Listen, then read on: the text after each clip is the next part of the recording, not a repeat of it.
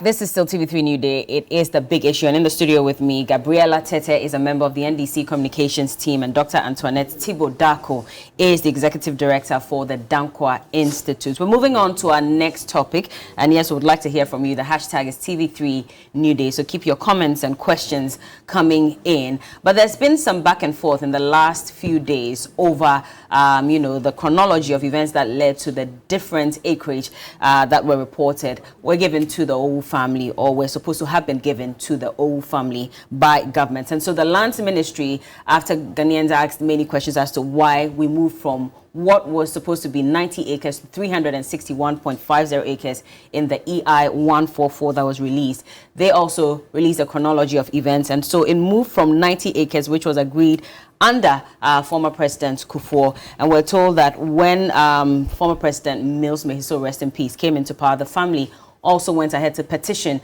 his government, and so they set up their Faridate committee, and that committee, after some investigation, agreed to release some 118.023 acres to the family. That's because they had to redirect, the direction of the acreage, because what was given to the family, or what was agreed to have been given to the family, those were prime areas, and so they had to take that back and give the family another area. And so as compensation, they gave them, 118 or so. Now you go further and you realize that that moved from 118 to about 148.411 acres, and then from that to 198.501 acres, and all that explanations were given up until the point where it moved to 329.012 acres sometime in 2020 to 355.466 acres in 2022. That was February 2022, before we finally arrived at 361.50 acres. But when it moved to 118, of course, we're told that it moved now to 148, and it was executed in 3 leases. The then minister, Honorable Inusa Fuseni, has come out to say that at the time when he left office, he knows that what they agreed on and signed for was just 118 acres and nothing more. And so that 148, also leading to 193 or so, that was agreed on by the previous government under former President Kufuor. Let's listen to what he had to tell Alfred Okanse on this matter. We'll come back and discuss it.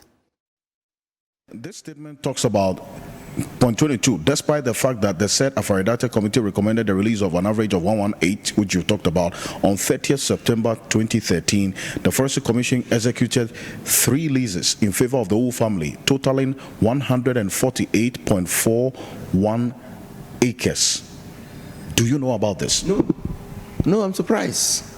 I'm actually surprised, because Afaridate was the chief executive officer of the Forestry Commission. Afaridate was the chair of the committee set up by the president pursuant to the petitions received from the Owu family. Afaridate committee it was which recommended the release of 118 acres of land. Afaridate committee received instructions from me to implement their decision, because I had been given cabinet approval for that.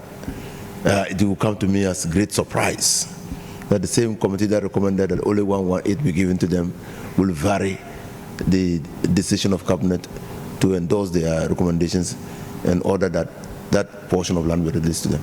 So what you approved of is 118? What the president approved of is 118. And so this 148 that this statement talked about, 148 acres, never came to your notice? No, never came to my notice until the minister spoke about it. I never knew. So I could not have varied. I mean, it is inconceivable that you can vary an executive authority. Not so.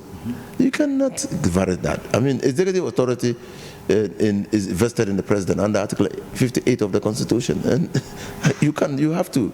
I don't have, as a minister, no minister has authority of his own. You must act pursuant to directives from the president. So you want an investigation? Clearly, who did that? Who did that? Why I want an investigation is that, again, through a disingenuous means, because all these things happened, around the same time on my blind side. Well, so that is Honorable Inusa Fuseni, former lands minister under the Eswal Mahama government, and he says that as far as he is concerned, he only signed 118 acres to be released to the Owu family. And of course, based on the 92 Constitution, executive powers are vested in the president to make any changes when it comes to these issues. So he could not have made those changes. In fact, the 193 acres that is being discussed was rather agreed on back in the Kufuor era. I'll start off with you, Gabriela, on this.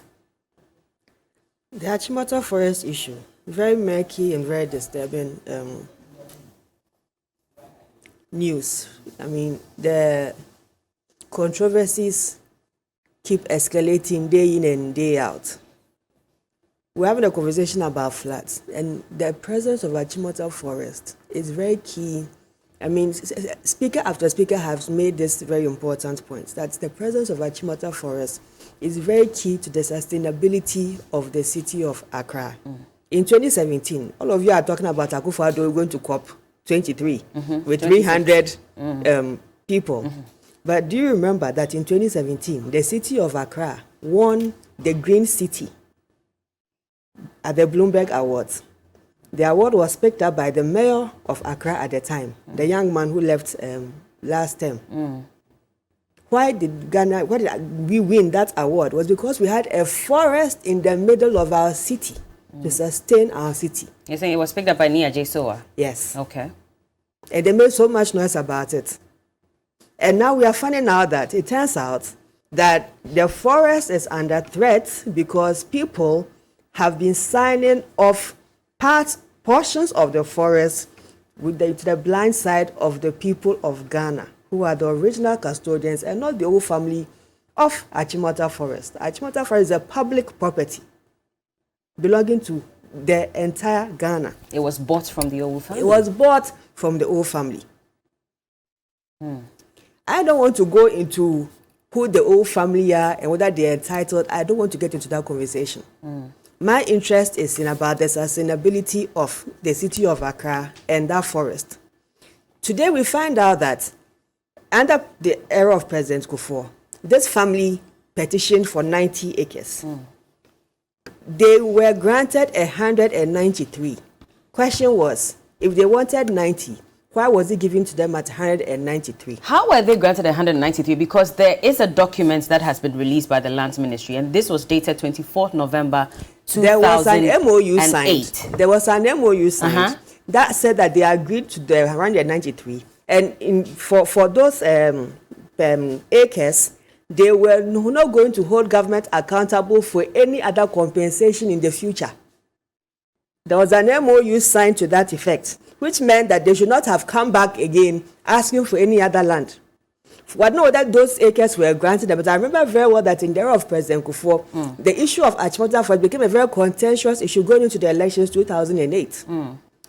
Then under President Mahama, they petitioned again, and Cabinet reviewed it and offered them 118 acres on compassionate grounds, and told them that they could not develop those properties until the Eco Park is constructed, and their development is in conformity to the Eco Park, because the attempt was to maintain the integrity of the forest as an ecological zone. So if you are coming to build properties there, the architecture and the environment has to be situated as in a forest area. Okay?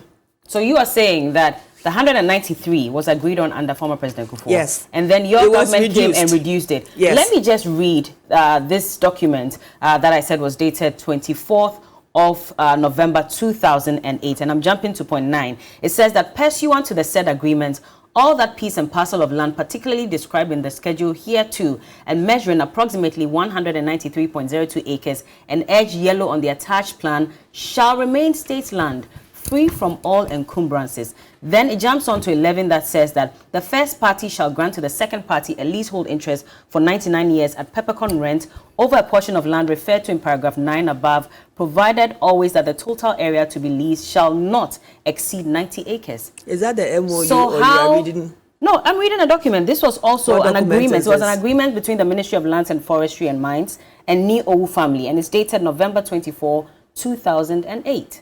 Is that the MOU? So this is the agreement that has been put out. This is the agreement that we have access to. This is what they shared. It says, this is what it says, that they did Fair not. enough.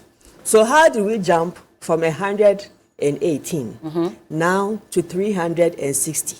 They have given explanations for that. Which is? They have given explanations, and if you'd allow me to just read a bit explain of that. Because even from the 118, it again, according to the document or the chronology that was given by the ministry, it moved to 198.50 acres. And that's because a new deed of variation was released and was agreed on. They said that there was an omission of the roots of title and actual size of land. So they had to move it to 198.50. And this was still in 2014, in fact, on the 20th of February 2014. Then you move forward to when it moved to 329.012, and they said that another deed of variation in 2020 was also released after the family requested more lands for losing valuable lands. And that's because governments came back to them and said that, well, the lands that had been agreed to them, it included the nursery and the seismology station, and they were ecologically sensitive areas, and so they could not give it to them. Exactly. So they decided to rather take that from them and give them other lands, and so that is why they increased it to that portion as well. Then it goes on to explain why it moved from that to even 355 and 361 as well, because they said that there was some visit to the sites. They realized that even the measurements of the whole land was not 1,223.17 acres, but rather 1,185. And so that is why they moved it further, and then we got to the point where we are. So there have been reasons that have been given as to why it was changed. Did they also give any reason that those lands have been apportioned to public officers, and that is why we've had to give more to the old family? Is that the case? Because the evidence in Sir John's will, according to legend, they said dead men tell no tales, but this dead man is telling so many tales. The Fantis have a proverb, this frog keeps extending by the day. Now we find out that the man has willed portions of Achimota forest which belonged to companies he owned, and is it his PA or somebody, to his nephews. How does he come by those properties in the first place if Achimota Forest is an ecological zone protected by the state? And as at the time he willed those properties, the president had not issued the EI, is it what, 177 or 144? 144 and 154. Had not issued 144. So is it the case that all this information they are putting out there on the old family and how much is given out and all that, it's really the red herring? But the real meat is how much of these lands has been taken over by public officers, and the state, through the executive, is now trying to put in the due process to get custody of those lands. Is that what they're doing? I'm putting a rhetorical question out there, because that is exactly what it looks like is happening. And I've heard the Minister for Lands and Forestry mention that Lands and natural resources includes forestry. Mention that they're going to investigate, set up a committee to investigate the said lands. Audit, yes. I think it's very important that we go ahead with that process. Okay. And to throw light on who and which other companies have in their possessions Achimota lands. And also, and I think that this time we should be fair to ourselves. And this process should start from the era of President Kufuor, because it appears that that is when the old family started this conquest of claiming portions of Achimota land. I also think that looking at the will of Sir John, it raises a lot of questions about conflict of interest for a public officer.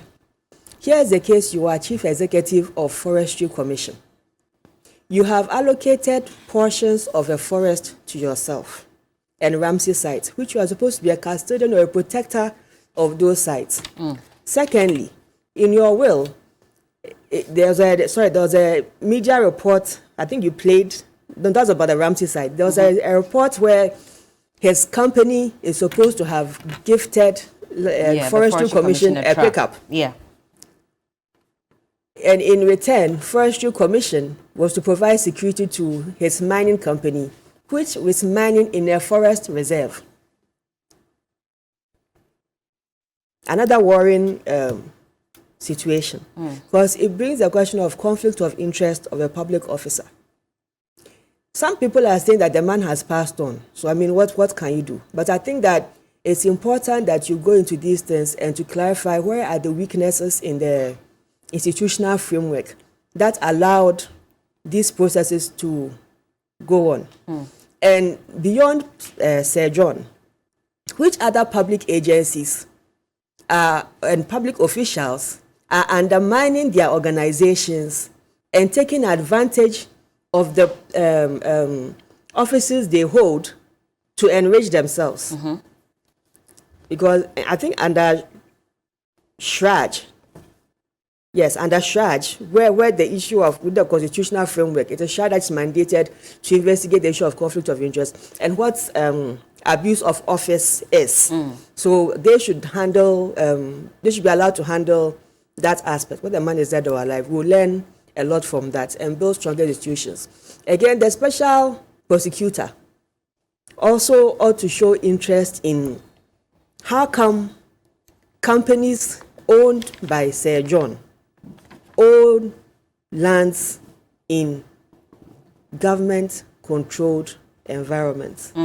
Well, speaking of the special prosecutor, we know that Corruption Watch has petitioned the Office of the Special Prosecutor to look into this matter, and they've stated some 11 points that they expect to be investigated. But let me come to Doc and find out from you as well. Even on the back of Honorable Inusaf Hussaini saying that in actual fact he had no executive power to change what had been agreed on, because he wrote to former President John Dramani Mahama asking for him to assent to the fact that 118, acres were supposed to be given to the old family. Former President John Dramani Mahama assented to it, and so that is what he released to the Forestry Commission to release to the family. There is no point during his tenure that he increased that to 193 acres, and so your ministry, the Lands Ministry, got it totally wrong by putting out that statement saying that it was changed under his tenure.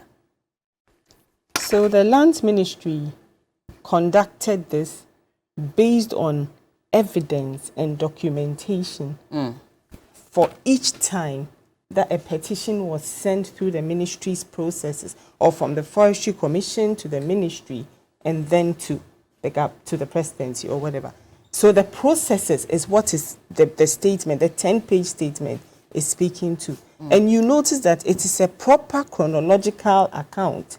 Now, who is supposed to come and say that this is not? Anyone who comes out to deny it should bring evidence. If you have counter evidence, do so. But the ministry has put out, and for me, this is like opening the can of worms or opening the Pandora's box. What is happening is, until this executive instrument came up, I wonder for how many years the old family was going to continue petitioning the government.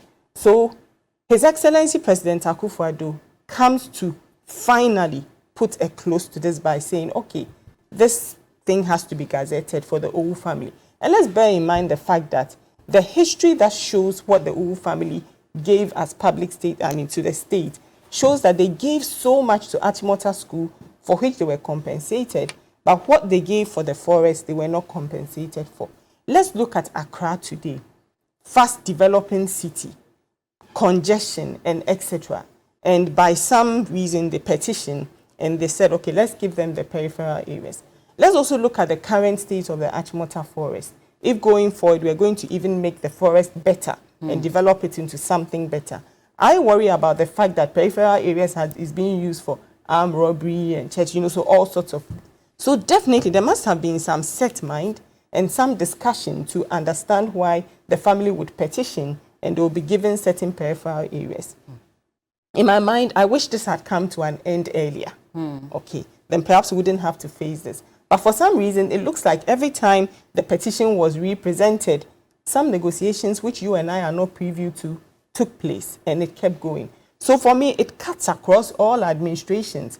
And if now the box is finally been opened and something is going to be done about it, then I'm very happy about it. I think the inquiry is going to be something that brings out exactly what is owed to the old family and what is going to be preserved as a forest for all Ghanaians. And it's very important that that happens. Unfortunately, two lands and public lands issues have not been resolved in Ghana. There's still a lot of allegations from stool lands that were converted to state lands, and as if compensation was paid at rightly or it wasn't. The fact that land laws have even changed and have evolved makes us realize that perhaps it's time for us to go back to the drawing table and ask ourselves, because this is not going to be the first and the last. There's always going to be different families and stools that petition the government for release of specific lands. So are we going to say that because these lands are public and they are state lands, you're going to deny the families? Bearing in mind that if it's a forest, and we have pledged to protecting our forest, and now we're giving out those lands and even giving out more than was agreed on. We will have to protect it. But you would also have to bear in mind that there are some people who live off land, for the families especially. And in Accra, we are all privy to it. I worry a lot about how the prices of land in Accra keeps going up. Okay. So, and we also need to consider the fact that historically, at the time when Achimota Forest, Achimota School and everything, the family gave the land, probably was a very, very far place from the city development. Now the city has grown around the whole place. So going forward, what do we then want to do? We want to keep the forest. But if you have seceded certain parts of it to them, and initially I think that 90 acres seemed to be a allowable thing, how it continued growing until it got to that point. Explanations are given in the document. And I think the inquiry would also bring out more information on, was it legitimate? Okay. Was it legitimate that each time there was an addition to the number? And I'll ask you a question on that, but even before that, talking about protecting the environment, we're told that in the next couple of days, we're going to plant some more trees and I'm very from much the Lands Ministry. What is the point in planting more trees when there are already trees that exist that we should protect and we're likely to cut them down? What is even the probability that these new trees that we're going to plant will survive? Bella, we already have an environment that we should protect. You actually hit a very raw nerve when that happens. I'm faculty of University of Ghana, and we had a recent issue where very, very rare trees were cut down for a development project in the university, and it created a huge uproar. So that question about, and it was in the same era where the administration was also very keen on planting more trees. So you would ask yourself that question. But for me, I believe, and I'm very much a part of the Green Ghana program that's going to happen. And in fact, there are portions in the Achimota forest that are being given to corporate organizations to come and plant. Because it will amaze you to find out that when you go into the Achimota forest, there's a lot of shrubs. There's a lot of bare areas as well. So are those the areas that we're giving out? Yes, we're going to give some. Or does it also include trees that have also already developed? There are some trees. Even last year during the Green Ghana, Achimota Forest was a key place where a lot of planting took place. So why don't we populate those areas then? Plant more trees in those areas where there are shrubs. That's exactly what is going to happen. So in the Green Ghana, there are portions of it that is going to be given to companies that can't travel out of Accra, and they're going to get places that are being covered for them to also plant trees. But we'll be cutting down some of them as well. We are not cutting them down. Those are the areas that are going to be maintained as a forest. So that is not speaking to the peripheral areas that is being seceded to the old family. So that protection of the Achimota forest is still an ongoing plan, and I don't think there's a contention about it. What do you mean by the peripheral lands then? Peripheral lands. Yes. So I'm not privy to exactly the coordinates and the demarcation, but from the documents that we have all gone through and everything, there are areas that have been seceded to the family. I think I have an idea about one part of it, and that is probably not a thick forest or the area where they deem as very... So, you know, the forestry came out even in some of its reports to say that there are certain aspects of the forest that are very dear to them, like where they do the nursery, where the seismologic center is, and etc. So, obviously, a lot of thought process goes into the peripheral areas that is being seceded to the family. But these are fertile lands. The forest area is fertile land. Peripheral is also fertile. It has proven that trees can grow for many years. Why don't we rather go plant more trees there and rather even compensate the family with land instead of giving them these lands and asking them to, you know, go ahead and develop? I think that's not a decision or a call for me and you. I think the inquiry is going to bring about all of these issues, because just like you, 90 that was given to the family, even then, you know, there's some justification and discussion made, but there's not enough for us to be able to understand which specific areas were given to the family. Let me ask this point as well. Going back to the statement that was released by the Lands Ministry, given the chronology of events that led to 361.50. So point 39 says that by a letter dated 21st February 2022, the ministry requested the Forestry Commission to submit schedules for the areas to be released as forest reserve. And in response, the commission submitted schedules totaling 355.46 acres. Let's jump to 40. It said that in the said letter, the Forestry Commission explained that the total area of the forest reserve was 1,185 acres and not 1,223.17 acres as had earlier been submitted. Then we move forward again, and it says that eventually, based on some checks that the Forestry Commission did, and even the Lands Commission was allowed to go in there and also go and, check the demarcation and all of that, we move from 355 to 361. If we notice that the total acreage of the forest had reduced, or was not the 1,223, but rather 1,185, should we not then have reduced the number of acres that should even be given to the family? Why did we increase it? Because that means more or many parts of the forest are being given away. Once again, I think I have to say that the negotiations that took place as to how those increments were made, I'm not privy to it, and you are also not privy to it. But it's been stated a question in the that, statement. exactly. And I think these are some of the things that the inquiry is hopefully going to bring out. But I also then ask it, so if the size of the forest had shrunk based on the numbers that have been provided here, so you are asking why then was the amount that was being given to the family not?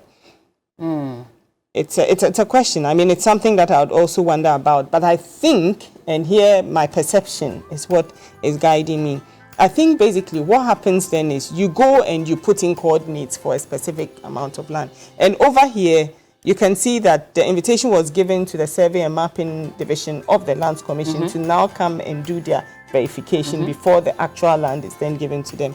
And they then came out with the fact that They increased the acreage. Exactly, they increased when the land itself had smaller than what smaller. had been anticipated. But if you're talking about a green Ghana, and that's the agenda of government, I mean, how do we talk about green Ghana and yet we're giving off lands that are supposed to be green, fertile lands that are supposed to be reserved? How are we giving them out?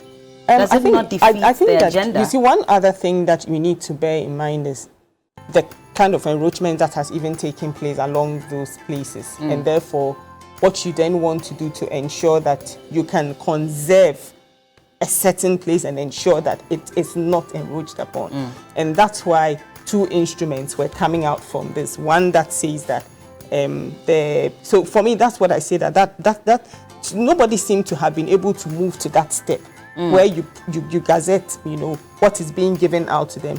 And then you can properly protect what is then going to remain as forest. And that's why I then also say that I wish we would also take a proper systematic study into the Achimota forest to even ask ourselves that, do we still have enough trees? And therefore the forestation program and the Green Ghana initiative to make sure that we even put more trees into the forest would then be legitimate. Quick question, Coco, before we go, let me just ask this. So it also has come to light that the late Sir John did not declare his assets prior to taking over office. We know that the law indicates that you have at least 6 months from when you take over public office to declare your assets. Now, every 4 years, you must also declare. And when you are done with your tenure, you must also come back and declare. Now we know that he didn't do that. Question is, how many more of such public officers may be occupying these positions without declaring their assets? And then what's the guarantee that we will eventually find out how they were even able to acquire properties after they assumed office? Is that not worrying for your government? I think it's worrying not just for this government, but it's worrying for past governments as well. And if you need to start pointing fingers, then it's something we must start since 1992 when this constitution came and declaration of assets. Has anybody been able to do it? But that government was all those governments were voted out because of incompetence. And they were voted out. They were also voted out because they were not declaring their assets and liabilities. But you have a chance to do better. And so, if you promise to do better, and at this point we're finding out that the will of one public officer who unfortunately is late is giving out what is supposed to be government's lands? I have actually Without declaring his assets. refused to discuss the will because it is in contestation and it is the court that is going to decide on those issues. All right. But I also think that a petition has even been put before the office of the special prosecutor. So let's say that these systems should start dealing with what is supposed to be done, and there should be no repetition. Well, we have to go. Unfortunately, time is up. Thank you so much. I know Gabriela had quite a lot to say. Act 550. Final words, just 30 seconds. Act 550 is very clear on who are eligible to declare the asset from the level of a director upwards in the public service. So it could be civil servant, public servant, all the way chief executive to the president. So he violating those laws, there are punitive actions that are supposed to be taken against people who have not declared their assets. And I think that that course need to be taken to ensure that all those above director level and above declare their assets. It's important in the fight against corruption. Well, the Speaker of Parliament has indicated that they're going to ensure that all public officials, who are stated under Public Act 550 will declare their assets. So let's see how that goes. A number of CSOs have also petitioned SHRAJ, the Office of the Special Prosecutor, to investigate this matter even further. This has been the big issue. I've been speaking to Gabriela Tete. She's a member of the NDC Communications team, and Dr. Antoinette Thibault-Darko is the Executive Director for the Dankwa Institute. If it's your birthday today, happy birthday to you. Also to Kwame Ansako, you are 10. And you are at Hope Marie Academy. So this is from your father, Kwesi Labi Ansakoi. Happy birthday. I wish you God's blessings. We'll be right back with more. Johnny will be having a conversation with a member of the Ghana Traditional Council. Remember, they've also come out to speak, and they're saying that there are a lot of things that are happening with regards to the Achimota forest that they would want to clear the air on. And so look forward to that and even more right here on TV3 Newday.